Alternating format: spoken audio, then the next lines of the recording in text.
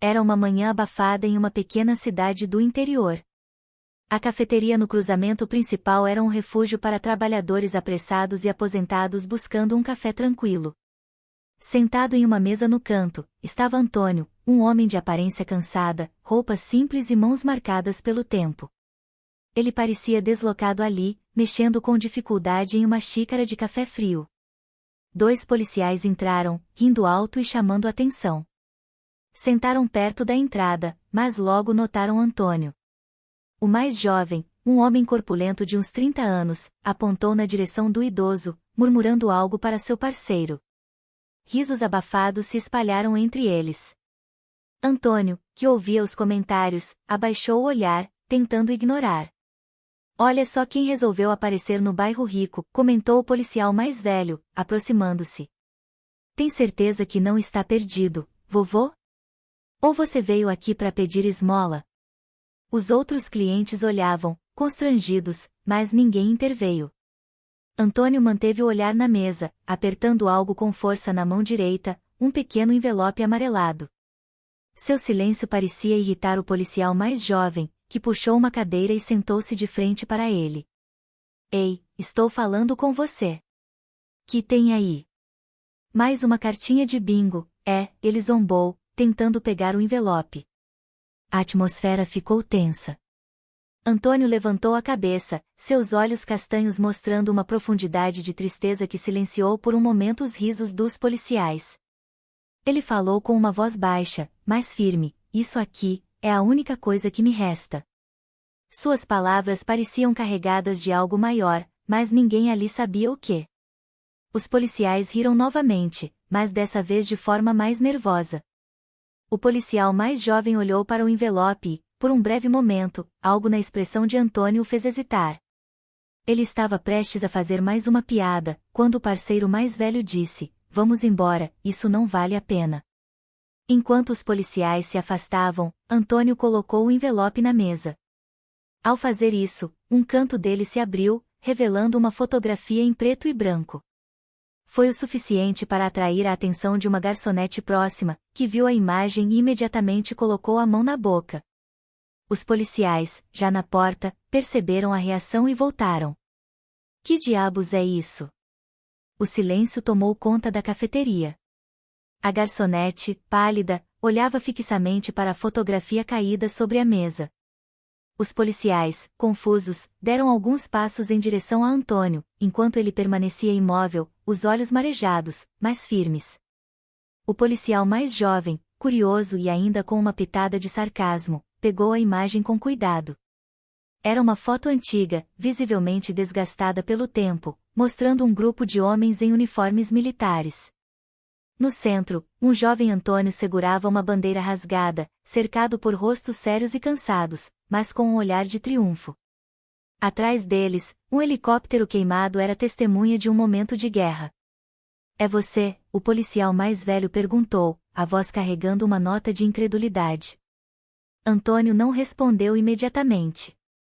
Em vez disso, ergueu os olhos e fitou os 2 homens, como se tentasse decidir se valia a pena explicar. Essa foto foi tirada em 1971, começou ele, a voz carregada de emoção. Estávamos no meio do conflito. Eu era apenas um soldado, mas naquele dia, nós salvamos dezenas de pessoas de um ataque. 4 dos meus melhores amigos não saíram vivos. Os outros clientes, agora atentos à conversa, pareciam hipnotizados pela narrativa de Antônio. Ele continuou, apontando para a foto, esse sou eu, esse era o Carlos, o melhor atirador que já conheci. Esse era o Sargento Paiva, um homem que daria a vida por qualquer um de nós. Eles morreram naquele mesmo dia, mas essa foto é a prova de que fizemos algo bom. O policial mais jovem olhou para o idoso, surpreso. Então, você lutou naquela guerra? Por que nunca ouvi falar disso? Antônio soltou uma risada amarga. Porque depois que voltei, não havia mais lugar para mim. Fiz tudo o que podia pelo meu país, mas aqui, eu era só mais um. Trabalhei como pedreiro, depois em uma fábrica, até que a idade me tirou o emprego. Agora, só tenho isso para lembrar que minha vida teve algum valor. O peso daquelas palavras fez os policiais se entreolharem, visivelmente desconfortáveis. O parceiro mais velho limpou a garganta, tentando quebrar o silêncio, mas parecia não saber o que dizer. Era evidente que algo dentro deles havia mudado. O policial mais jovem continuava com a fotografia em mãos, seus olhos vasculhando cada detalhe. Algo na imagem capturou sua atenção. Espera aí, murmurou ele, virando a foto para mostrá-la ao parceiro. Esse emblema aqui, no uniforme, eu já vi isso antes. O mais velho inclinou-se para observar, e seu rosto endureceu. É o símbolo da Operação Areia Vermelha, disse ele, com uma voz baixa. Meu pai me contou sobre isso. Ele era sargento na época, disse que nunca havia visto homens tão corajosos como os que estavam lá. Antônio assentiu, como se reconhecesse o peso daquelas palavras. Areia Vermelha, foi uma emboscada. Ninguém achava que sairíamos vivos. Mas nós ficamos, lutamos, porque tínhamos civis para proteger. Quando os reforços chegaram, já éramos poucos. Me disseram que eu merecia uma medalha, mas a única coisa que ganhei foi um bilhete de passagem de volta para casa. O mais jovem, agora visivelmente desconcertado, entregou a foto de volta. Eu não sabia. Me desculpe, senhor. De verdade. Antônio deu um leve sorriso, mas era triste. Não se desculpe comigo, filho. Eu aprendi a viver com isso. Mas, às vezes, dói perceber que os sacrifícios que fizemos não significaram nada para ninguém. A garçonete, que ouvia tudo de longe, aproximou-se com lágrimas nos olhos. Eu não fazia ideia. Por favor, o senhor aceita um café por conta da casa? Ela colocou a xícara na mesa, mas hesitou, parecendo querer dizer algo mais. Foi então que o policial mais velho, que parecia perdido em pensamentos, olhou para Antônio e disse: sabe, meu pai sempre falava de um homem que salvou a vida dele. Um soldado chamado Antônio. Seus olhos encontraram os do idoso. Ele nunca se esqueceu disso. Sempre disse que devia a vida a você. O silêncio na cafeteria tornou-se ainda mais denso. Antônio parecia tomado pela surpresa, mas também pela emoção. Seu pai, era o sargento Henrique. O policial assentiu lentamente, os olhos marejados. Sim. Ele me contou sobre o dia em que um grupo ficou para trás para proteger o helicóptero e garantir que ele pudesse decolar com os civis. Disse que você foi quem liderou isso. A revelação deixou todos na cafeteria boquiabertos. Antônio respirou fundo, tentando conter as lágrimas que agora ameaçavam cair. Eu sempre me perguntei se ele tinha conseguido sair. É bom saber que ele viveu para contar a história. O policial mais velho sentou-se à frente de Antônio, visivelmente abalado. Ele parecia buscar palavras, mas nada saía. A revelação de que aquele homem à sua frente havia salvado a vida de seu pai era esmagadora. Depois de um longo silêncio, ele finalmente disse: meu pai sempre falava de você como o homem mais corajoso que ele já conheceu. Disse que nunca teve chance de agradecer direito. Antônio olhou para ele com um sorriso triste. O que fiz naquele dia não foi por reconhecimento. Era minha missão, e eu faria tudo de novo. Ele apontou para a fotografia na mesa. Mas nem todos tiveram a mesma sorte que o seu pai. Eu carrego o peso daqueles que não voltaram. A garçonete, ainda parada ao lado da mesa, limpou as lágrimas com o avental. Não é justo que alguém como o senhor seja tratado assim. Tanta gente viveu por causa do que vocês fizeram. O policial mais jovem, que até então estava calado, olhou para Antônio com um misto de arrependimento e admiração. Eu cresci ouvindo histórias de heróis, mas nunca imaginei que conheceriam assim. Na vida real, me desculpe pelo que fiz antes. Não tenho desculpa. Antônio o encarou, a expressão agora mais suave. Todos nós erramos, filho. O importante é aprender com isso. Ele deu um leve tapinha na mesa. Eu já vivi o suficiente para saber que não vale a pena guardar rancor. Enquanto a tensão parecia se dissipar, o policial mais velho pegou a fotografia e olhou mais atentamente. Essa foto deveria estar em um museu, não escondida em um envelope. Ele olhou para Antônio, os olhos brilhando de determinação. Você merece ser lembrado. Antônio balançou a cabeça. Eu não fiz isso para ser lembrado. Fiz pelo que era certo. Mas se puderem fazer algo pelos que ficaram para trás, isso seria suficiente para mim. Os policiais deixaram a cafeteria em silêncio, mas com um plano claro em mente. Enquanto Antônio voltava à sua rotina solitária, algo começava a se mover por trás dos panos. Naquela mesma tarde, o policial mais velho ligou para um contato no batalhão, compartilhando a história do idoso que havia sido esquecido. Em pouco tempo, a fotografia de Antônio e seu pelotão foi enviada para um historiador militar, e uma investigação começou.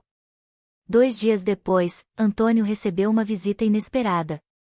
Os 2 policiais estavam de volta, mas dessa vez, acompanhados por um grupo de pessoas, incluindo um oficial de alta patente.